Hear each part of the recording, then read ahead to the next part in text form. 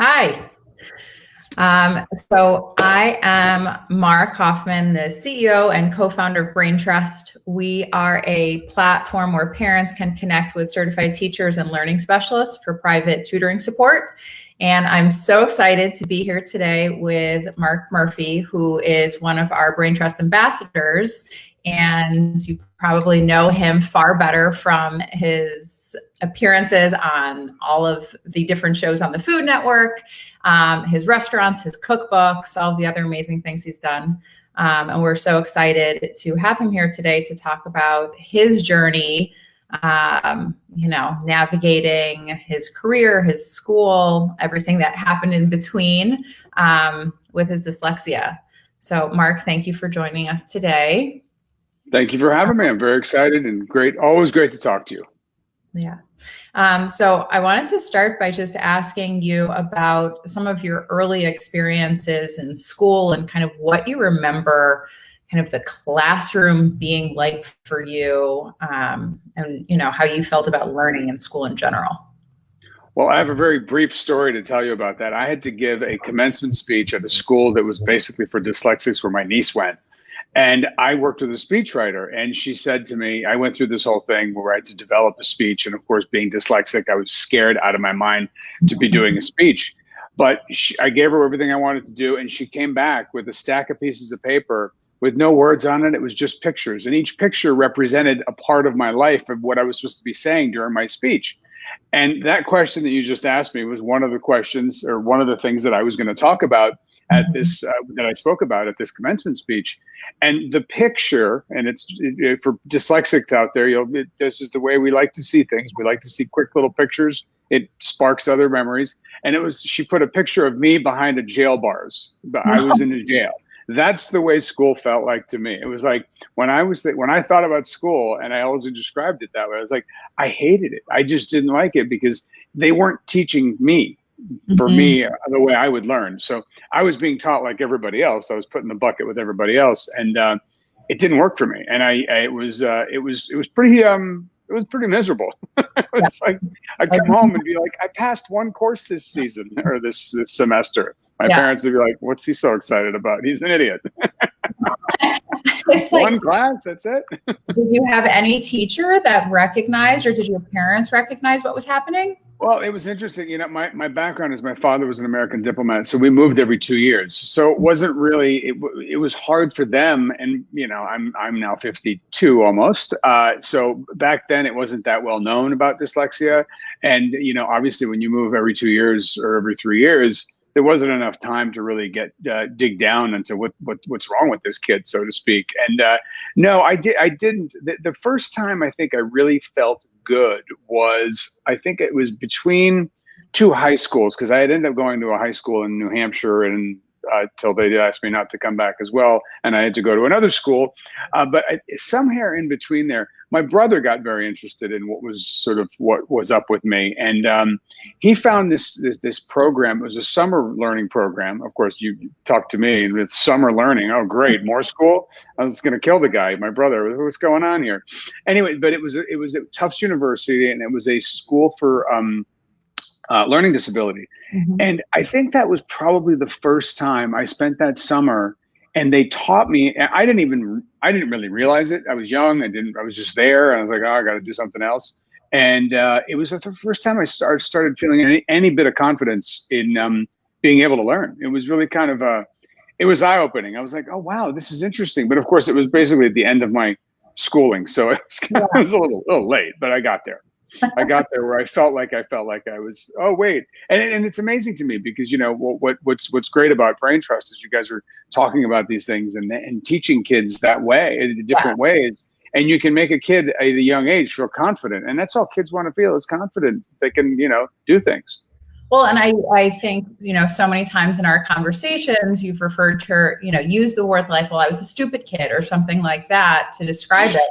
And, my teacher the teacher in me wants to say, like, absolutely not. Your brain just works differently, which is really what it is. Right. So did you ever have somebody along the way, perhaps in that Tufts program or after, that was able to sort of, help like at least shift that perspective a little bit to understand that it wasn't like you couldn't do school, but that you were in places that weren't set up to support you and how your brain worked?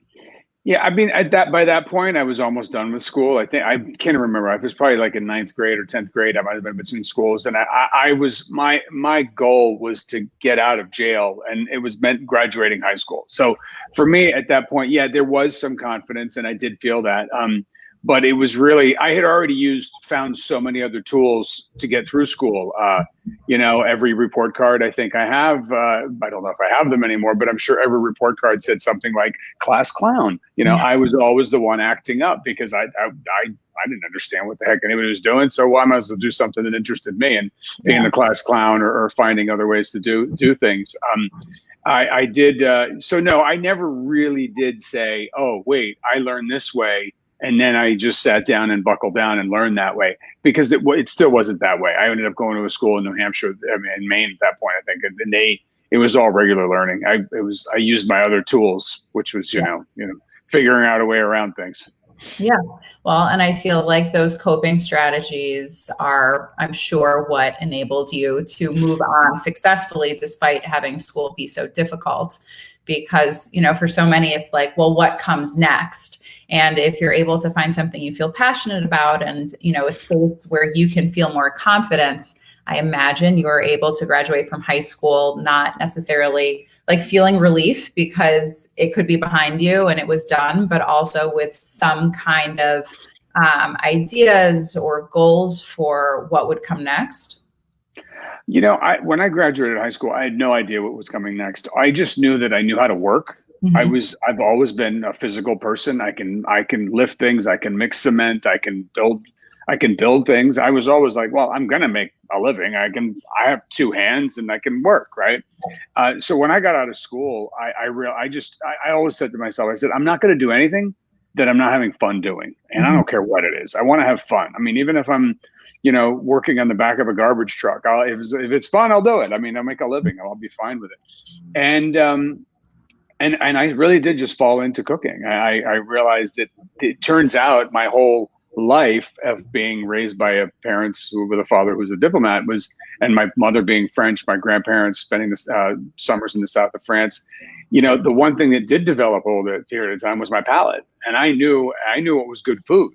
Yeah. I knew what things were supposed to taste like. And when my brother, once again, talked me into going to a cooking school, because I was living on his couch in New York City, and he's like, and I felt bad. I wasn't paying rent, and I was sort of having odd jobs here and there. I was a handyman at some points, and I cooked dinner every night. And he's like, "Yeah, you're pretty good at this. Why don't you go to cooking school? You seem to like to cook." Mm-hmm. And I was like, "Really? That's something people do?" I didn't really realize that would be a career. And I went there, and I can still remember, doing terribly on all of the written tests, but anything practical, I would nail it. I would do the practical exam, and I would clean up and mop the floor, and I would be ready before anybody. And I was like, what? That was easy. Yeah. But the written stuff, forget about it. That still didn't work. And were you anxious about the idea of going to another school, even though it was a different kind of school? Just did school have like a negative taste in your mouth, or no?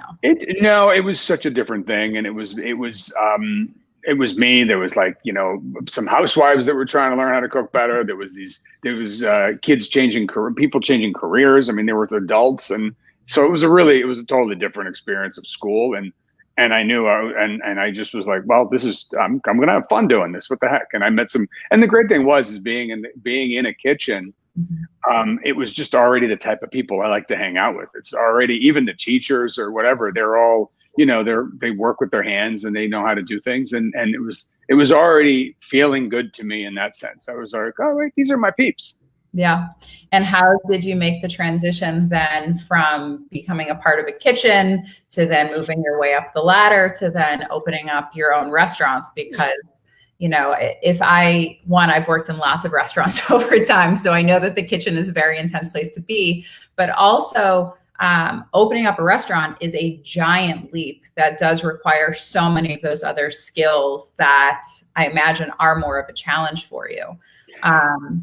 Totally. Yeah. And I think that, I think the one thing that working as a chef, and it's probably the same thing if you go through the military, you understand rank and you understand rank and file, and you also understand what you don't know how to do and how to delegate. And that's what I got really good at. I'm always very good at and character judgment of who's gonna get you in the end, who's gonna really, who's gonna be your soldier next to you. And I always had a good sense of people, and I think that's something that we do in the restaurant industry is we have good people to start with.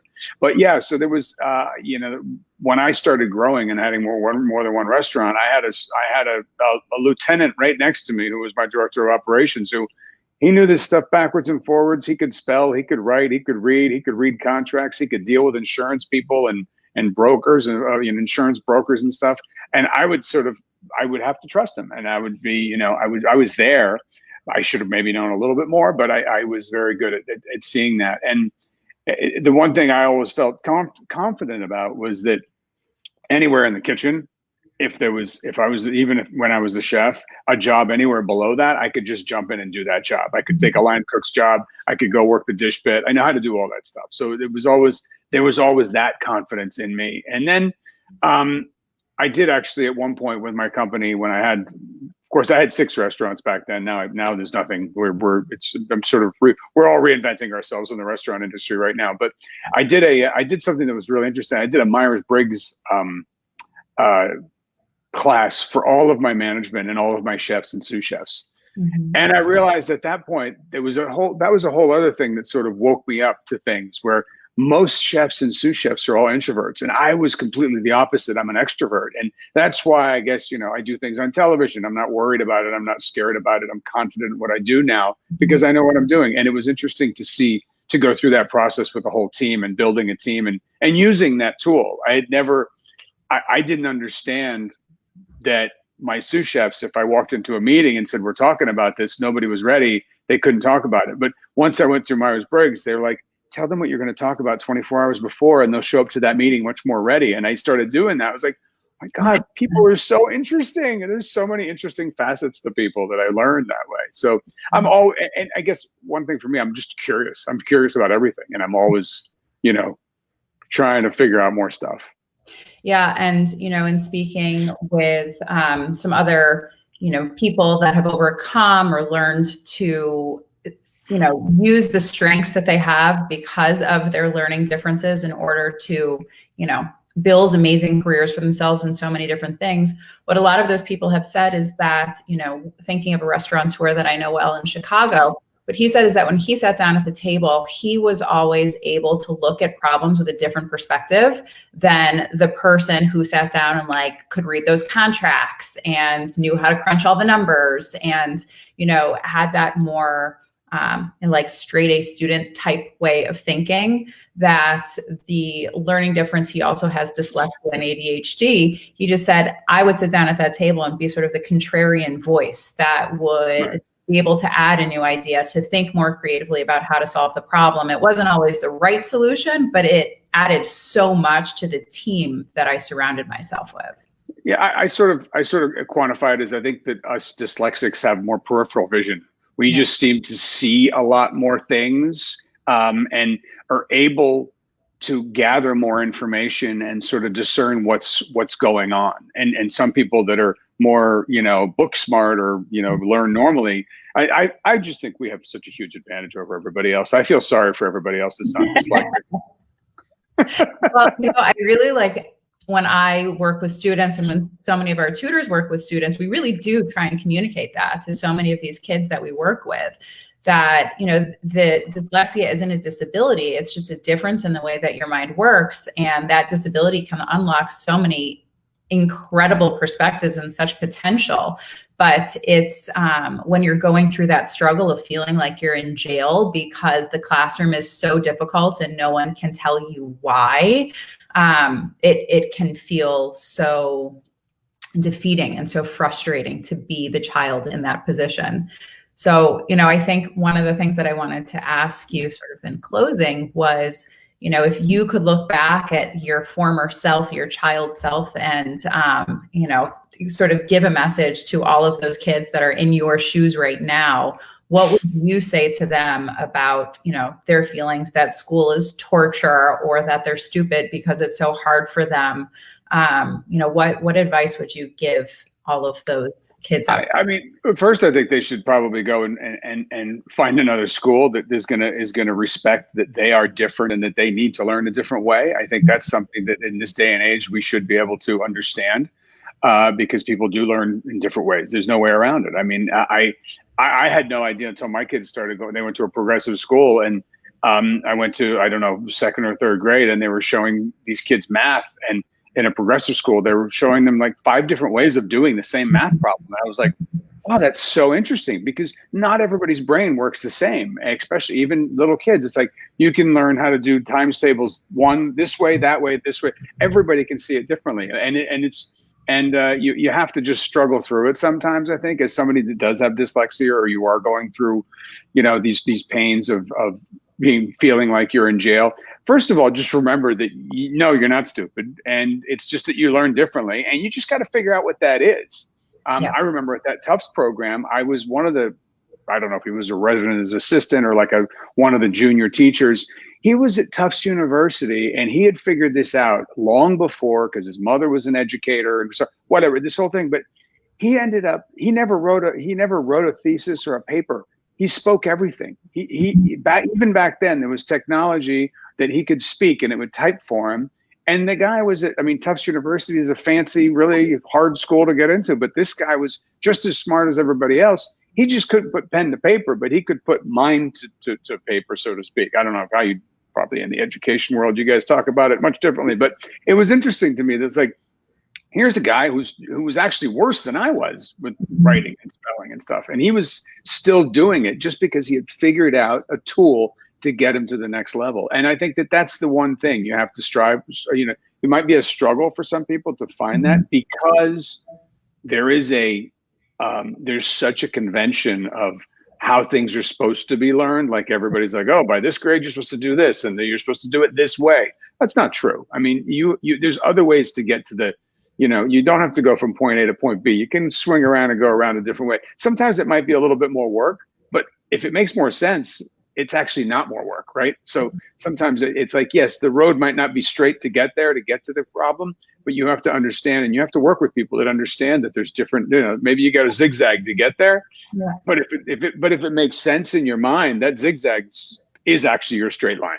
I don't know if that makes sense, but yeah, I would say, and also, you have to find what you love. And I think once you find, especially when you get to a career, when you get later on in life, once you find what you love to do, there's somebody, I forgot which philosopher said it, once you find what you love to do, you never have to go to work again. And I'm lucky enough that I found I found something that I was passionate about, that I was good at, that I was, I was just sort of, I fell into it in a way. But you have to sort of try different things. And that's why I think that, for high school students, gap years are great to go explore, see what you want to do before you go spend all that money in college. Because yes, it would have been great if I had stayed in school and gone to the Culinary Institute of America. I might have learned more and done more. But for me, my path, I credit my dyslexia for being where I am today. If I wasn't dyslexic, I don't know if I would be successful. I mean, it's because it set me on this path, I thought was I'm having a great time. So. Yeah. No, I think it's so important to hear, and it's, just incredible what you have accomplished and what you've created. And I think for people to know that your dyslexia played such an important role in your path to get there is just phenomenal. And, for anyone that's listening, if your child is struggling and you're not sure why, understanding that there are these opportunities to learn how to learn differently. And, Brain Trust, we have lots of educators that specialize in doing just that. So, when you have the right teacher who understands how to teach you in a way that works for your brain, the impact on a child's confidence is just immense. And, the support and guidance to try and not only find your strengths, but understand how you learn and understand how those two things can come together to help you find the thing that you love doing later on it's a gift to have that in your life. I want to say to people that once you figure it out, it's almost like unlocking a box with a genie in it. I mean, it's like, it is such it happened to me at this program that I did. It was like this clear moment of wow. And I still don't know what they did to me or how they did it to me, but I was like, I can read a book and understand. I don't know what it was, but it was literally like this weight off your shoulders. And I can imagine if I had done that much earlier on, what, sometimes they wouldn't even realize it, but the relief you get from being like, oh my gosh, I'm not that kid who's always, because, once a kid doesn't understand, or they become the class clown, they get in trouble, they don't do their homework, they want to do something else. And that's just the way, so it's definitely, it's great. And what you and Jen, you two who started Brain Trust it's been fantastic. And when you asked me to join on as an ambassador, I jumped in with both feet, because I just feel like this is one of those things. And I want to say that I've mentioned it a couple of times, being a judge on Chopped. This television show, which some of you might know, it's one of those things that I was just, when I mention it, the amount of social media and people writing to me, sending me emails going, oh my gosh, it's so great to see somebody in your position. I'm always like, yeah, it's great. But you know what? I think people don't really realize how many people are dyslexic out there. There's a lot of people who are extremely successful who are dyslexic, and they got to where they need to be. So it's not that bad a thing. And I tell you, when I did do that commencement speech at the end of it, because the whole graduating class, it was a school just for dyslexia. And unfortunately, it's not around anymore. But I did say to them, I said, when you go out into the world, you're a lot smarter than those other people. So don't go making fun of those people that aren't dyslexic. And I mean, I sort of meant that. No, I mean, 1 in 5 people has some sort of a learning or thinking difference. So it's a huge portion of the population. And so many people go through so much of their life feeling frustrated by the challenges that come along with that. And when you can connect with an educator, you talking about that experience at Tufts, like educator, we call those aha moments. And every teacher lives to create those aha moments for students. It's like the greatest feeling in the world. And, we've created Brain Trust to try and create more of those moments for more students so that they don't have to feel that struggle. And they're also able to not only get through school, but leave school understanding all, their potential and all the ways in which they can use their strengths to achieve everything that they dream of.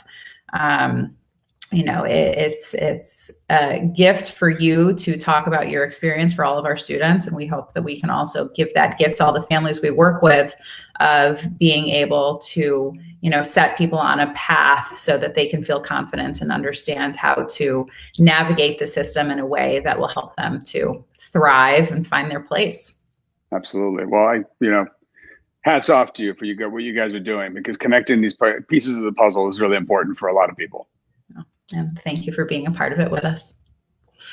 Okay, well, thank you everyone for tuning in. And, we will post the conversation on both of our social media platforms, and we'll also write up a blog post about it on the Brain Trust website. You can learn more about our services at www.braintrusttutors.com, 2 T's next to each other in the middle. And feel free to reach out if there's anything we can do to help. And thank you once again, Marc, for joining us today. Thank you very much. Take care.